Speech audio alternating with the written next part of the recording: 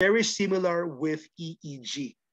Stimulants and downers must be withheld 24 hours or to 48 hours before the procedure. Why? What did I tell you? Stimulants and downers affects the brain. And what did I tell you? Brain control muscles. If you're gonna simulate the brain, it's gonna simulate the muscle. If you're gonna put down the brain, it's gonna also put down the muscle activity. So it's gonna affect the reading. If they use needles, it is normal to expect for slight bruising.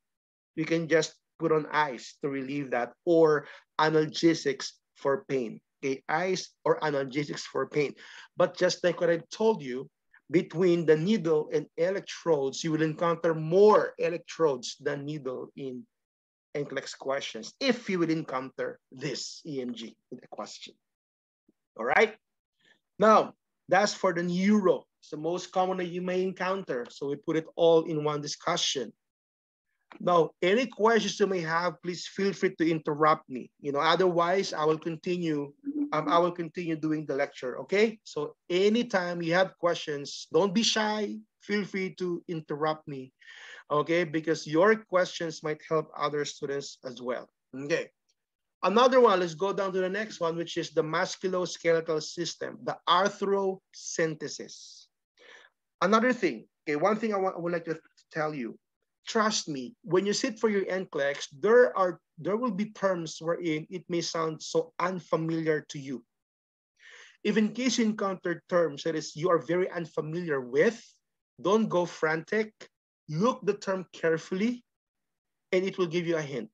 Usually nurses, medical term have hints, okay? But that's how they coin the words. The medical terms will give you hints. Like in this case, I know what arthro is.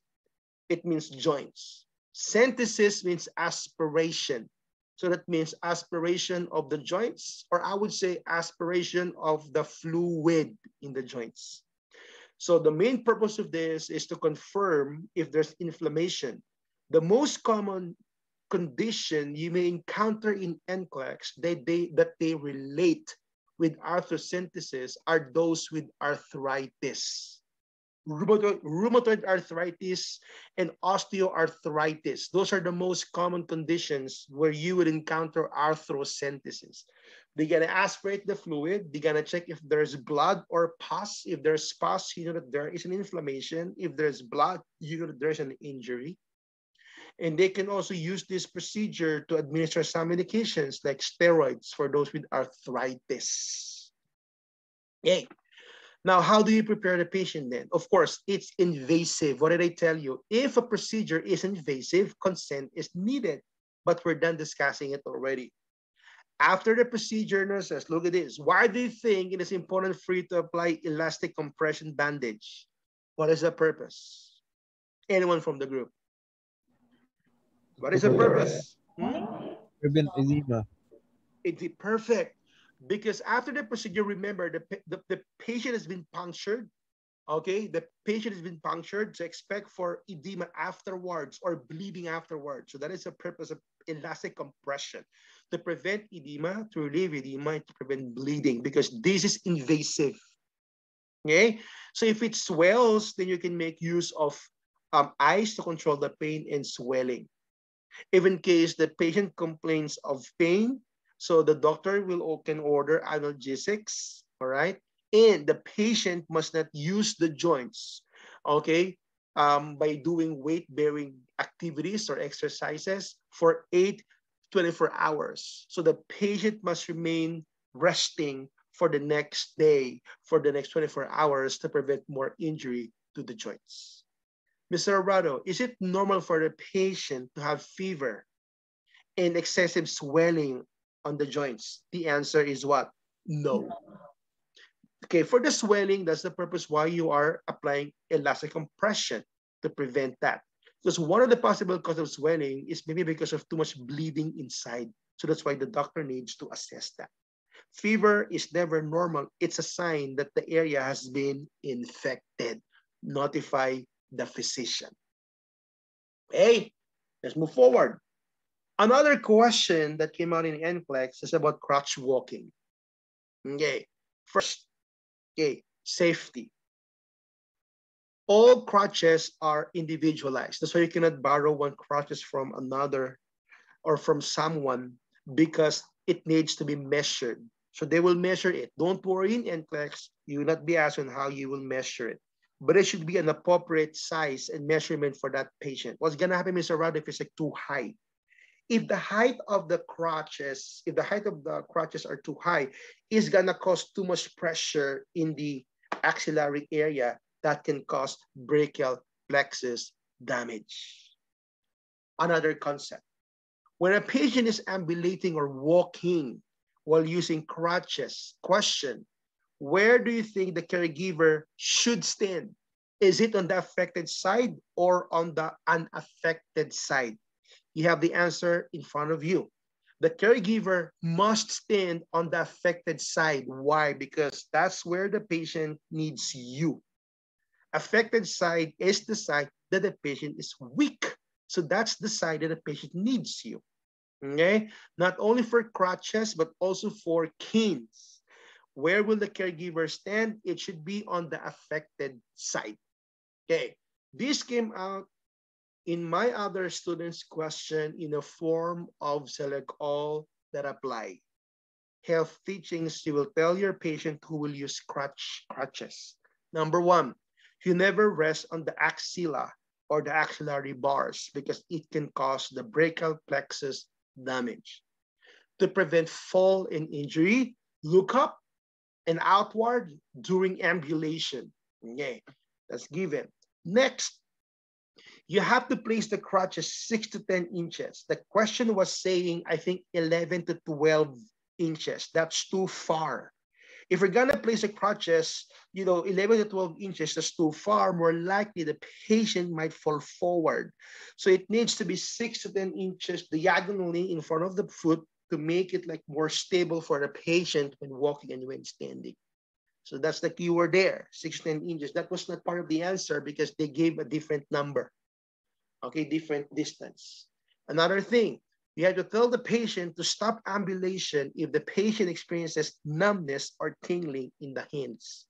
That means this numbness and tingling is a sign that the patient is experiencing brachial plexus damage. Okay, brachial plexus damage. Okay, hold on. Okay, so I want you guys to remember this concepts because this came out in my other students, NCLEX, especially for the instructions. Another concept for this crutch walking is when going up and going down. Although these very seldom, I have a very few students who encounter this kind of questions, but the principle is, okay, the principle is when you are going up, you have to basically use your good leg up, or you have to use first the good leg. Okay, meaning you have to make a step first using your good leg when you're going up. You know why? Because when you are going up, so when you use your good leg, when you try to lift the other leg, the weight will be shifted all to the good leg. Now, if you will use the bad leg first in going up, okay, so that means when you try to lift the other leg, all the weight will go to the bad leg. Do you think the bad leg can carry the weight if you try to lift the good leg? No.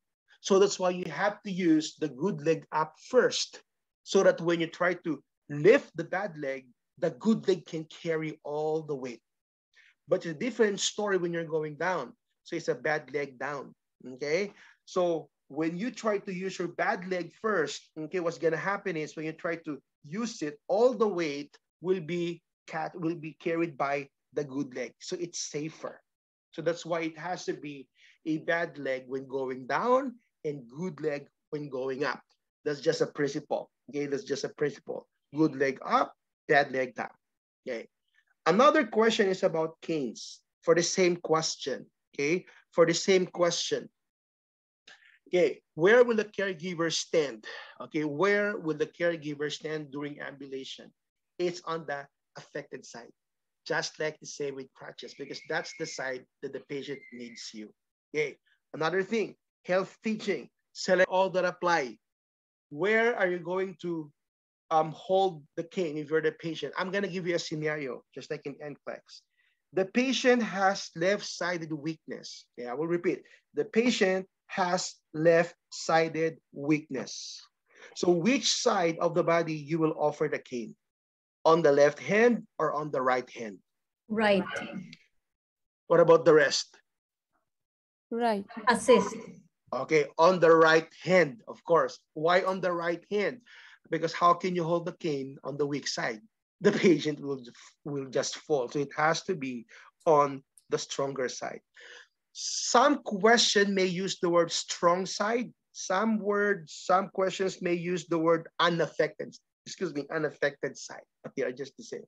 So the cane must be held by stronger hand. Okay, another thing.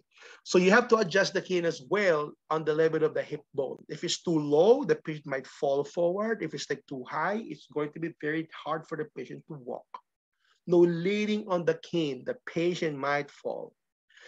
Another question in NCLEX, how would you instruct the patient to walk while using cane?